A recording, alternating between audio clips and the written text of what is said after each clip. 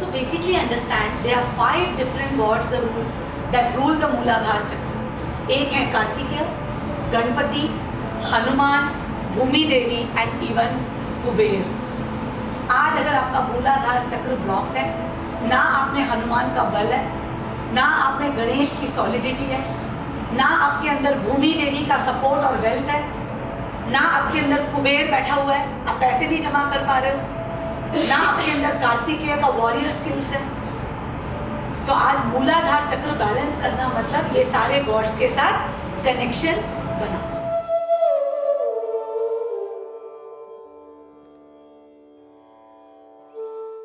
ओम हन हनुमते रुद्रात्मकाय हूं फट स्वाहा. ओम हन हनुमते रुद्रात्मकाय हूं फट स्वाहा. ओम हन हनुमते रुद्रात्मकाय हूं फट स्वाहा. ओम हन हनुमते रुद्रात्मकाय हूं फट स्वाहा. ओम हन हनुमते रुद्रात्मकाय हूं फट स्वाहा. ओम हन हनुमते रुद्रात्मकाय हूं फट स्वाहा. ओम हन हनुमते रुद्रात्मकाय हूं फट स्वाहा. ओम हन हनुमते रुद्रात्मकाय हूं फट स्वाहा. ओम हन हनुमते रुद्रात्मकाय हूं फट स्वाहा. ओम हन हनुमते रुद्रात्मकाय हूं फट स्वाहा. ओम हन हनुमते रुद्रात्मकाय हूं फट स्वाहा. ओम हन हनुमते रुद्रात्मकाय हूं फट स्वाहा. ओम हन हनुमते रुद्रात्मकाय हूं फट स्वाहा.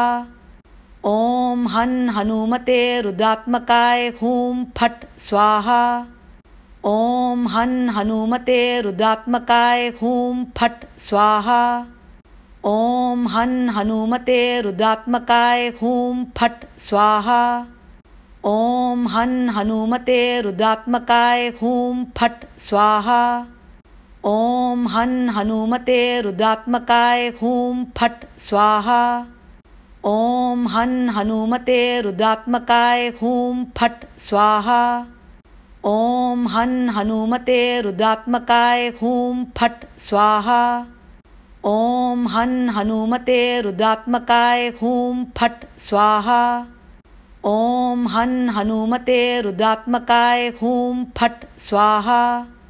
ओम हन हनुमते रुद्रात्मकाय हूं फट स्वाहा. ओम हन हनुमते रुद्रात्मकाय हूं फट स्वाहा. ओम हन हनुमते रुद्रात्मकाय हूं फट स्वाहा. ओम हन हनुमते रुद्रात्मकाय हूं फट स्वाहा. ओम हन हनुमते रुद्रात्मकाय हूं फट स्वाहा. ओम हन हनुमते रुद्रात्मकाय हूं फट स्वाहा. ओम हन हनुमते रुद्रात्मकाय हूं फट स्वाहा. ओम हन हनुमते रुद्रात्मकाय हूं फट स्वाहा. ओम हन हनुमते रुद्रात्मकाय हूं फट स्वाहा. ओम हन हनुमते रुद्रात्मकाय हूं फट स्वाहा. ओम हन हनुमते रुद्रात्मकाय हूं फट स्वाहा. ओम हन हनुमते रुद्रात्मकाय हूं फट स्वाहा. ओम हन हनुमते रुद्रात्मकाय हूं फट स्वाहा. ओम हन हनुमते रुद्रात्मकाय हूं फट स्वाहा. ओम हन हनुमते रुद्रात्मकाय हूं फट स्वाहा. ओम हन हनुमते रुद्रात्मकाय हूं फट स्वाहा. ओम हन हनुमते रुद्रात्मकाय हूं फट स्वाहा. ओम हन हनुमते रुद्रात्मकाय हूं फट स्वाहा. ओम हन हनुमते रुद्रात्मकाय हूं फट स्वाहा. ओम हन हनुमते रुद्रात्मकाय हूं फट स्वाहा. ओम हन हनुमते रुद्रात्मकाय हूं फट स्वाहा. ओम हन हनुमते रुद्रात्मकाय हूं फट स्वाहा. ओम हन हनुमते रुद्रात्मकाय हूं फट स्वाहा। ओम हन हनुमते रुद्रात्मकाय हूं फट स्वाहा। ओम हन हनुमते रुद्रात्मकाय हूं फट स्वाहा। ओम हन हनुमते रुद्रात्मकाय हूं फट स्वाहा। ओम हन हनुमते रुद्रात्मकाय हूं फट स्वाहा। ओम हन हनुमते रुद्रात्मकाय हूं फट स्वाहा। ओम हन हनुमते रुद्रात्मकाय हूं फट स्वाहा। ओम हन हनुमते रुद्रात्मकाय हूं फट स्वाहा। ओम हन हनुमते रुद्रात्मकाय हूं फट स्वाहा। ओम हन हनुमते रुद्रात्मकाय हूं फट स्वाहा। ओम हन हनुमते रुद्रात्मकाय हूं फट स्वाहा। ओम हन हनुमते रुद्रात्मकाय हूं फट स्वाहा। ओम हन हनुमते रुद्रात्मकाय हूं फट स्वाहा। ओम हन हनुमते रुद्रात्मकाय हूं फट स्वाहा। ओम हन हनुमते रुद्रात्मकाय हूं फट स्वाहा। ओम हन हनुमते रुद्रात्मकाय हूं फट स्वाहा। ओम हन हनुमते रुद्रात्मकाय हूं फट स्वाहा। ओम हन हनुमते रुद्रात्मकाय हूं फट स्वाहा। ओम हन हनुमते रुद्रात्मकाय हूं फट स्वाहा। ओम हन हनुमते रुद्रात्मकाय हूं फट स्वाहा। ओम हन हनुमते रुद्रात्मकाय हूं फट स्वाहा।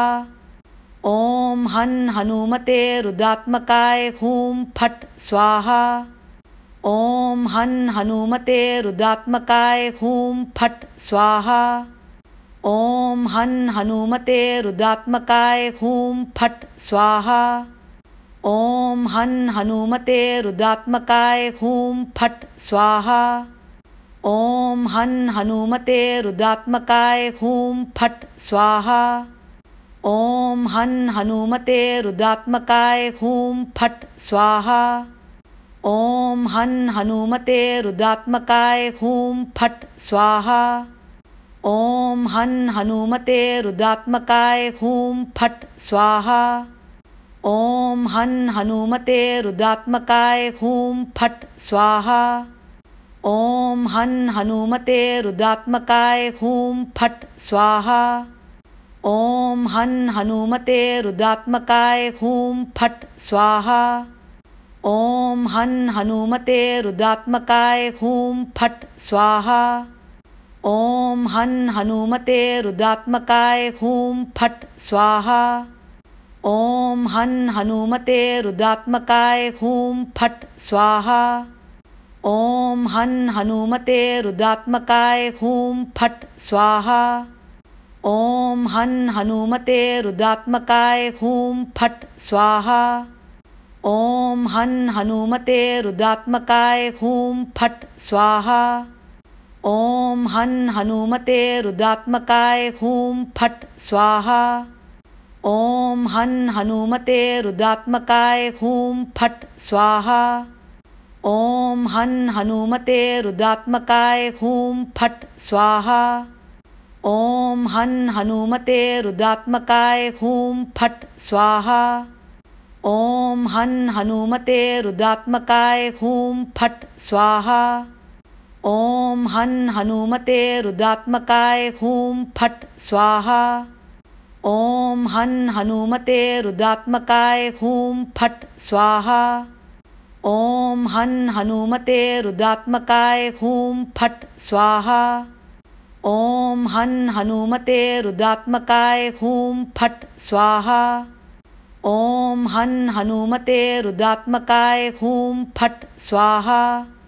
ओम हन हनुमते रुद्रात्मकाय हूं फट स्वाहा।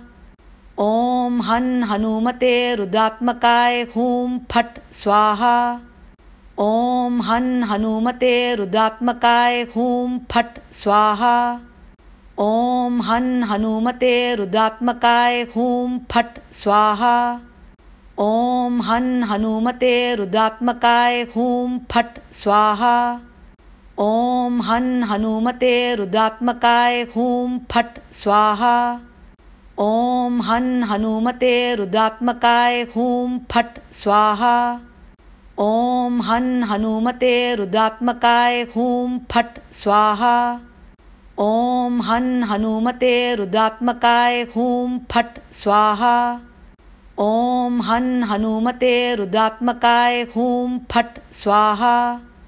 ॐ हन् हनुमते रुद्रात्मकाय हूं फट् स्वाहा। ॐ हन् हनुमते रुद्रात्मकाय हूं फट् स्वाहा। ॐ हन् हनुमते रुद्रात्मकाय हूं फट् स्वाहा। ॐ हन् हनुमते रुद्रात्मकाय हूं फट् स्वाहा। ॐ हन् हनुमते रुद्रात्मकाय हूं फट् स्वाहा। ॐ हन् हनुमते रुद्रात्मकाय हूं फट् स्वाहा। ॐ हन् हनुमते रुद्रात्मकाय हूं फट् स्वाहा।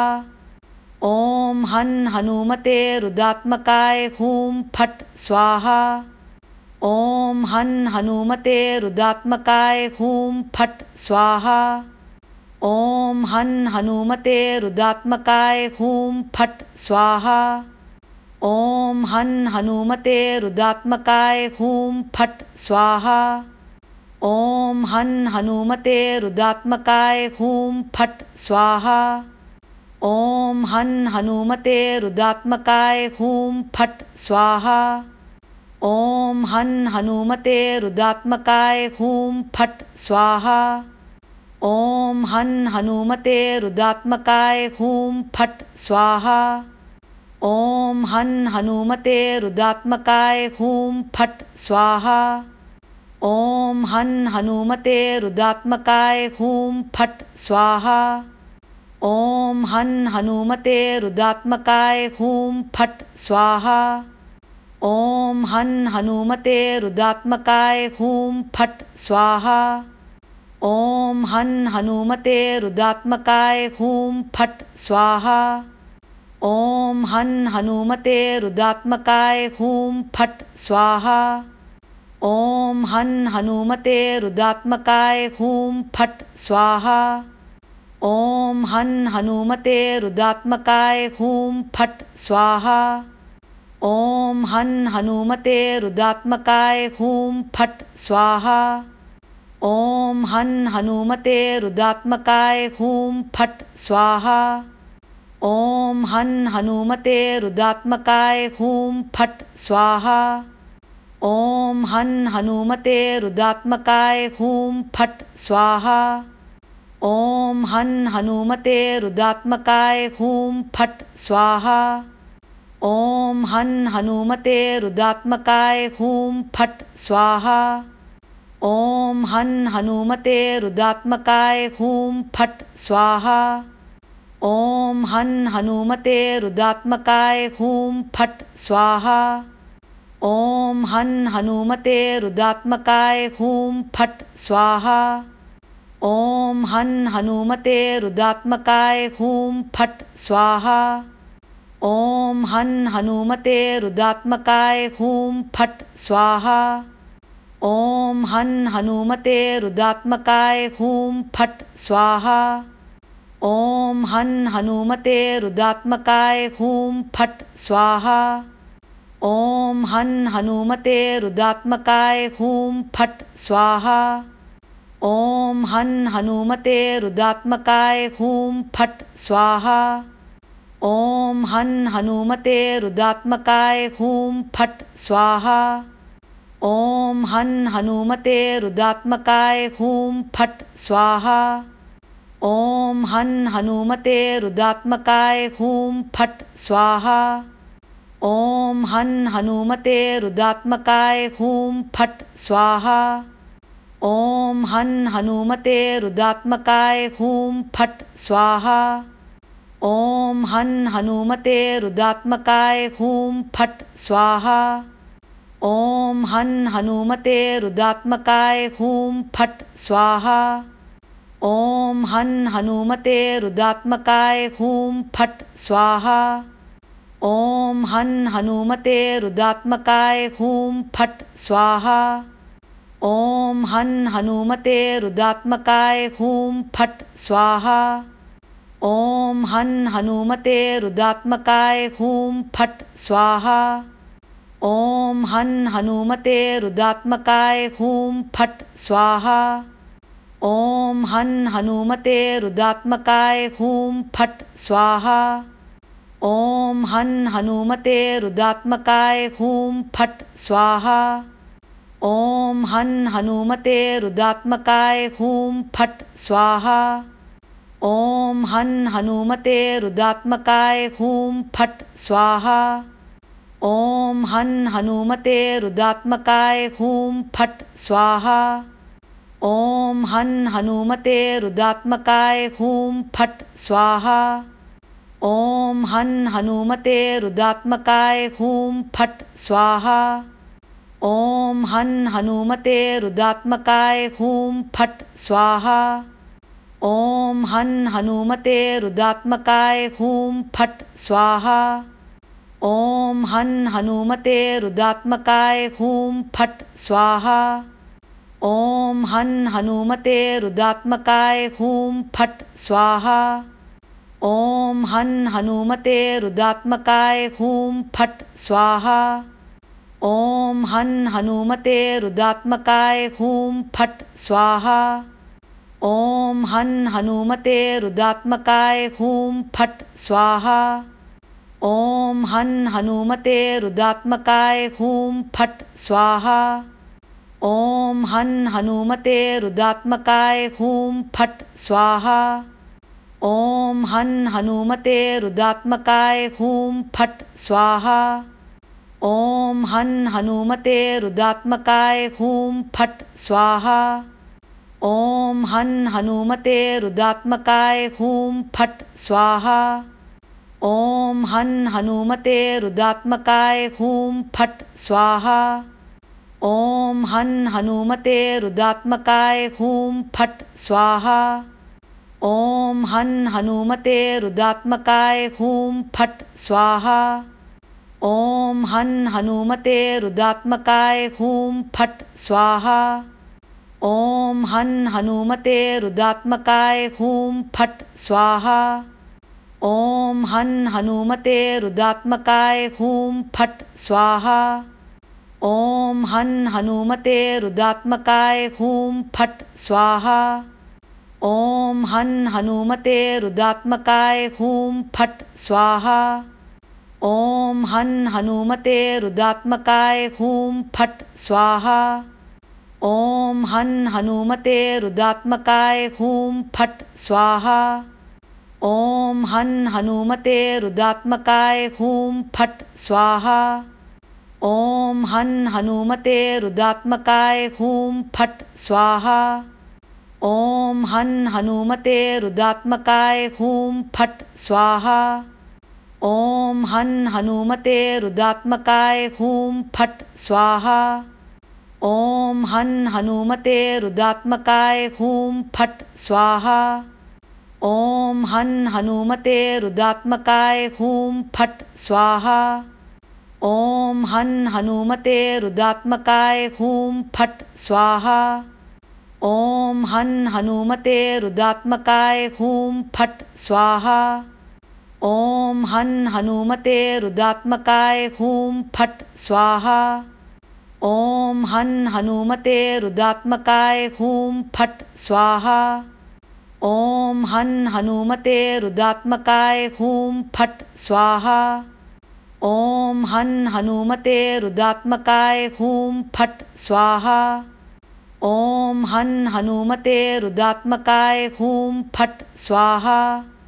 ॐ हन् हनुमते रुद्रात्मकाय हूं फट् स्वाहा। ॐ हन् हनुमते रुद्रात्मकाय हूं फट् स्वाहा। ॐ हन् हनुमते रुद्रात्मकाय हूं फट् स्वाहा। ॐ हन् हनुमते रुद्रात्मकाय हूं फट् स्वाहा। ॐ हन् हनुमते रुद्रात्मकाय हूं फट् स्वाहा।